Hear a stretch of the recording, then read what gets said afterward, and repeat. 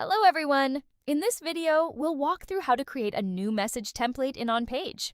Message templates help teams standardize frequently used time-sensitive communications, allowing users to quickly send messages with the right information without starting from scratch each time.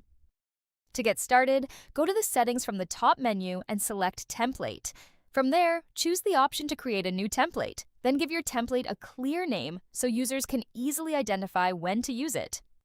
For this example, let's call it a radiological consultation request. Next, configure the subject and message content you want to appear whenever this template is selected.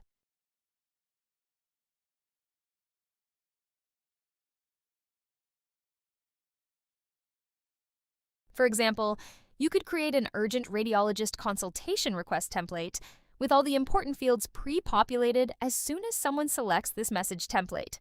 You can also choose whether or not you want this template to sync to OnPage's phone app on mobile devices. If you select Sync to Mobile Devices, this template will also appear on everyone's phone app. Finally, click Save. That's it. As you can see, the radiological consultation request template has been created and saved.